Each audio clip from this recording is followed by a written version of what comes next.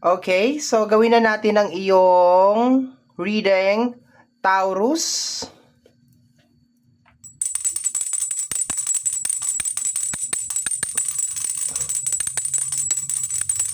Taurus. Okay. Ang tanging hiling at dasal ko lamang po sa ating buong may kapal ng mga readings na ginagawa ko ay nakakatulong po sa ating lahat. Hello my dear! Welcome back sa ating YouTube channel. My name is RJ, your tarot card reader.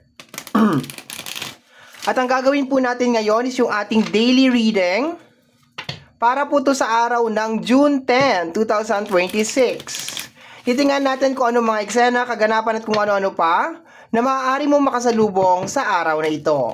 Pero before ako, my dear, mag-proceed or before tayo mag-proceed sa ating reading, magpapasalamat po muna ako.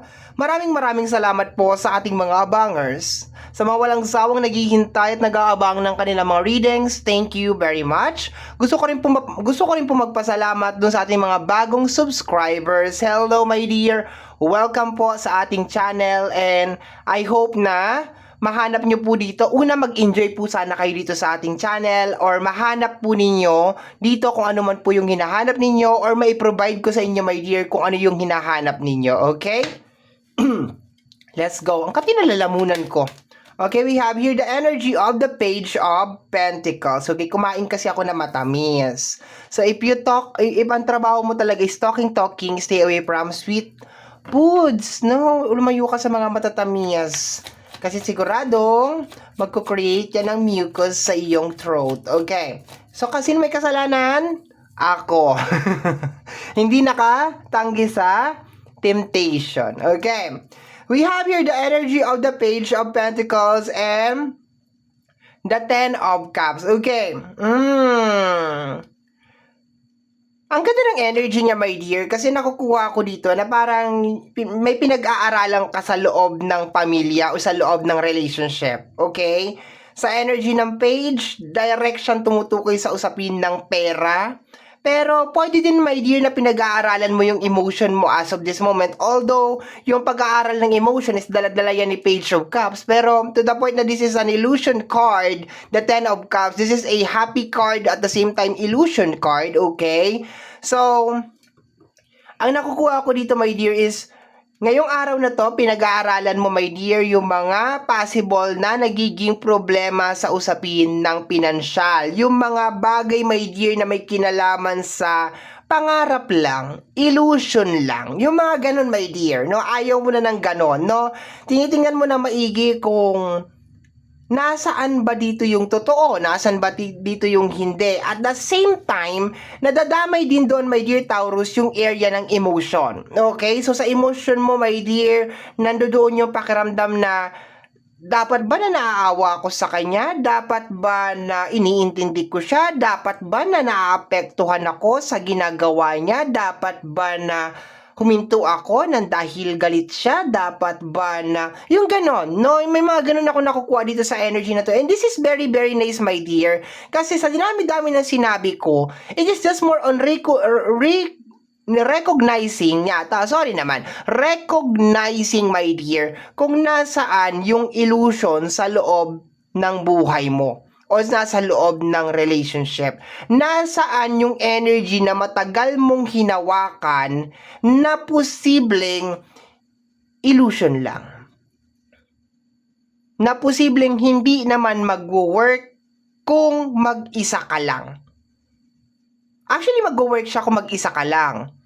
Magiging complicated siya pag meron kang partner. And then yung partner mo is hindi niya ginagawa yung part niya para ayusin yung dapat ayusin. Pero kung iisa ka lang, single ka lang, walang masyadong tension doon. Kasi nakaprogram sa utak mo, my dear, na single ka. No, na kailangan gawin mo to, my dear, na ang problema dyan, if meron kang kasama and then yung kasama mo is puro lang pangarap, wala naman sa gawa. Puro na lang yaw-yaw, wala naman sa action. Doon tayo magkakaroon ng problema, my dear. Okay? And then, inaano mo yun ngayon? Like, nandun ka nakapokus ngayon, my dear. Una, money, and then, nakukuha ko yung energy ng emotion. Okay. Nagkakaintindihan ba? Kung nagugustuhan po ang ating reading, palambing naman po ako. Paklik naman po yung like and pwede ka rin mag-comment. Nababasa ko po yan, okay? Let me see, my dear. The Queen of Sword. Pag lumalabas si Queen of Sword, nakukuha ko yung dalawang energy. This is more on the knowledge na meron na siyang alam. Pero at the same time, nandun siya sa moment na naninimbangan siya. No, yung para bang, okay, mayroon na akong alam, pero I will be giving you a second chance. Something like that. So definitely, may meron ka napapansin na something off ngayong araw na ito. Meron ka napapansin na, teka, parang may mali. Parang may nangyayaring mali. May hindi tama dito. Parang nabubuhay ako sa Alice in Wonderland. May ganun na energy dito, my dear. Okay? Let me see. Ano ang tinuturo ng ating Queen of Sword? Ano siya tinuturo eh? Sabi nga, ano? The Three of Cups. Yes. Okay. Possible, my dear, na merong mga maling action lately. Okay? Mga maling action lately sa loob, especially sa loob ng relationship to, my dear. Okay? May manipulation akong nakukuha dito. And dahan-dahan mo na nakikita yung manipulation, my dear, sa araw na to. Once again, reading ito para sa June 10, 2026, no? It seems like somebody is manipulating you, my dear. Yun na nakukuha ko dito. It seems like merong isang energy or merong isang energy force, my dear, whatever you wanna call it, na parang ang pinaka-atake niya is ini-influensyahan ka niya. Ngayon mo nare-realize na okay, kaya nagkakaroon ng loop, kaya nagkakaroon ng never-ending na loop is because dahil naniniwala din ako dito sa ganitong energy. Yung parang ganon, no? So sa araw na to, my dear, inaano mo siya na parang nare-recognize mo, my dear. Nakikita mo, my dear, o nararamdaman mo na, teka, may mali talaga. Okay? Pakiramdam mo may niloloko, may nanloloko sa'yo. Pakiramdam mo may nagpapaikot sa'yo. May ganun na energy, my dear. Weird. Ang weird na pakiramdam, my dear. Pero at the same time, nagugustuhan ko siya kasi nare-recognize mo na may mali. No, mahirap yung typical kasi na merong mali hindi mo nare-recognize. Kahit na sabihin mo na, my dear, na nagbibigay siya ng unpleasant na pakiramdam, na hindi magandang pakiramdam or kung ano man pakiramdam yan. Pero to the point na nare-recognize mo siya, okay yon. Good tayo dyan. We are good. Let me see, my dear. The Two of Wands, it keep you stuck. Nai-stuck ka, my dear.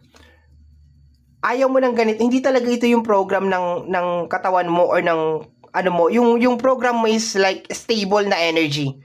Taurus is one of the peak sign, no? Kung hindi mo alam, peak sign ka. And ang energy nito is very stable.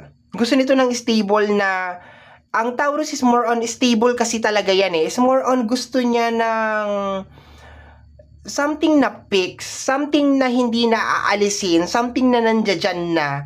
Kaso to the point na parang puro permanente lang yung mga nangyayari lately. Like, okay, masaya ngayon, tapos malungkot na naman, masaya na naman, malungkot na naman. Hindi naman sa as in like tinatanggal mo yung lungkot, my dear. It's more on parang nagbibigay siya ng hindi stable na energy. Yun ang nakukuha ko. Like, nai-stuck ka. No? For example, sa relationship, yung typical na parang, alam ko na hindi na tayo nagwo-work, alam ko na hindi na tayo okay, pero bakit hindi ako makaalis-alis sa'yo? Alam ko na ikaw yung nagiging dahilan lahat ng mga problema ko, pero bakit hindi ako makaalis-alis sa'yo? May ganun na energy, my dear, okay? And it is the same thing din kung hindi naman sa relationship, possible na sa obligation, responsibility, na may kinalaman sa pamilya, yung ganun, no? Na parang alam mo na hindi na tama, naaabuso ka na, pero bakit hindi ka makaalis-alis? And I think yun yung pinakamagandang explanation dito, my dear, doon sa sinasabi ko kanina na parang illusion. Nabubuhay ka doon sa illusion, which is may kinalaman sa routine. And the sad energy over here, or the sad reality here, my dear Taurus, is all this time you are riding or nag-go with the flow ka doon sa energy na yon. Okay, ibig sabihin you don't complain, hindi ka nagre-reklamo. We have here the energy of the King of Cups. Okay, naintindihan ko na kung bakit ka nag-ride on. You are hoping kasi, my dear, na baka one of this day biglang magbabago, one of this day baka magkakaroon din kayo ng same energy, same frequency, something like that. Pero lately parang, tingnan natin, kunin natin yung, ayoko magsalita ng tapos. Pero yung energy niya is parang getting worse. Parang it is getting worse and getting worse and getting worse. Okay, sorry. Not valid. Although ang nakuha ko dun is 10 of Pentacles. 10 of Pentacles is stable na energy. Okay. Stable na energy. May kinalaman sa pamilya. 10 of Pentacles yon. Okay. So, tingnan natin. Meron ka ditong energy ng Ten of Cups, may Ten of Pentacles kanina. So, possible na yung yaman, yung yung stable na energy is yung yaman, yung katanyagan, yung everything is connected lang sa illusion. Possible. No, possible. Pwede. Okay. Let me see, my dear. Dapat isa lang. Kaya binalik ko kasi gusto ko isa lang. Iisa lang ang ating lahi. The Seven of Pentacles, this is energy of expectation. Okay? To the point na magkasunod sila kanina ni King of Cups. Sabi ko, si King of Cups is more on, parang umaasa ka na one of this day, magkakaparehas kayo ng frequency, ng energy, ng agenda, ng gustong mangyari sa buhay. And Seven of Pentacles, there's a tendency, may din na nahahati yung energy mo. Kaysa mag-focus sa usapin ng pinansyal, nagpo-focus ka sa usapin na mabago ang isang tao. There's a tendency, or mabago ang isang sitwasyon. And kaya ang nangyayari is yung money is hindi siya nalalagyan, kumbaga parang sa pagdidilig ng halaman, hindi siya laging nadidiligan. Ang laging nadidiligan is yung maayos siya, matuwid ko siya, maitama ko siya. Yung ganun na energy, my dear. No, that's what I'm getting over here. Let me see. Ibig sabihin, kumakapit ka doon, kaya ka nagra-ride on, kahit alam mong merong mali. I have this very, very strong feeling, my dear Taurus, na hindi lang to yung first time na naramdaman mo to. Pero kaya ka siguro nagra-ride on, kasi, una sa lahat, akala mo, darating yung araw na magiging okay din talagang lahat. Yung parang okay, matatapos din to, matatauhan din siya, na maiisip niya rin na ganito, ganyan. Pero habang tumatagal, parang hindi, walang pagbabago na nangyayari. Parang walang change na nangyayari. Parang palala lang ng palala yung nangyayari. Powers lang ng powers ng powers lang ng powers. Let me see. Energy ng Taurus. We have here the energy ng Taurus, the Hierophant. Okay. And the Page of Pentacles. Ay, the Knight of Pentacles. So, parehas mabagal yung usapin ng pinansyal. Medyo nagwi-withdraw ka ngayong araw na to. Hindi withdraw na kumukuha ng pera sa bangko. It's more on parang umaatras ka, my dear. No, yun ang nakukuha ko. Yung mga bagay na ginagawa mo lately, sa mga loved ones mo, sa relationship, sa usapin ng pinansyal, medyo umaatras ka ngayon. No, so expected mo, my dear, na parang medyo basta umaatras yung energy. No, parang kang nagre-retreat. Kung dati, sige, maaayos din to maging. Ngayon, parang umaatras ka, my dear. Hindi ka umaatras because you are like, natuduwag or something. Napapansin mo siguro kasi, my dear, na the more mo na pinanggigigilan, the more na parang hindi mo napapansin kung nasaan ang mali. Sabi ko nga, my dear, parang may illusion na energy na nangyayari dito. Possible na ipinapasok sa utak mo or nilalagay sa'yo, pero ang sad reality dito na nakukuha ko, my dear, is sumasakay ka lately, like you've been riding to this energy, and hindi ka nagra-ride because of, like, ayoko naman sabihin na hindi ka naman nag-i-enjoy, kay materialistic ka, mang-impacta ka, no? So, mahilig ka talaga sa mga material at mga ganda. So, probably baka nag-i-enjoy ka, pero ang point kasi dito is like, you're looking kasi for something na stable. So, siguro, umabot ka na sa punto mo na, ano to, parang ilaw, on and off, may makakain ngayon, bukas walang makakain, mamaya may makakain, bukas walang makakain, mamaya masaya, bukas walang stable ba? Yung para bang, hindi mo nakikitaan ng, you are a peak sign, my dear. So therefore, naghahanap ka, my dear, ng something na peak, something na stable, something na good. And there's a tendency, my dear, na kaya ka rin nagtitis sa relationship na to, kung this is a relationship or connection, is because you are a peak sign nga. Hindi ka mahilig magpabago-bago. Yun ang nakukuha ko dito. No, kahit na may problema ang partner mo or may problema sa pamilya or something, kapit ka pa rin talaga, okay? So, nagre-retreat ka ngayong araw na to, my dear, umaatras ka, and then nire-recognize mo na, teka, may mali yata itong nangyayari lately, parang paikot-ikot na lang yung mga bagay-bagay. Bottom deck of the card is the energy of the Three of Pentacles. Energy ng collaboration. No? So, ngayong araw na to, you are expecting for collaboration. You are not going to be spoon-feeding. Hindi ka mag-spoon-feeding ngayong araw na to, na parang, okay, eto, is more on parang, kung kaya niyang gawin, hayaan mo siyang gawin, yung bagay na yon. So, ibibigay mo na, or let us say, ano ba magandang ano dito? Dahan-dahan mo nang binibigay yung mga responsibilidad at obligasyon na para talaga sa kanila. dahan-dahan, my dear, okay? Kasi hindi ko masasabing right away mo ibibigay kasi maski ikaw, nandun ka sa moment, my dear, na parang nire-recognize mo kung ano ba talaga yung mali. Pero napapansin mo na mayroong mali. Pero to the point na ganito, my dear, na nag-i-start ka sa energy ng Three of Pentacles bilang bottom deck of the card, it's more on parang gawin nyo yung part nyo. May magagawa kayo, so gawin nyo yung part nyo. Kasi ako, meron din akong kinakailangan gawin. Yung parang ganon. Hindi mo na gagawin yung nandito ka, tapos nandito ka. Yung para ka bang octopus sa loob ng isang araw na kung saan ka nagpupunta, gagawin mo to, gagawin mo to. You will be focusing, my dear, na kukuha ko. Hindi man to eksakto ngayon, pero kung mabibreak mo to ngayong araw na to, there's a tendency, my dear, na sa susunod na mga araw, you will be focusing, my dear, sa usapin na ng pinansyal.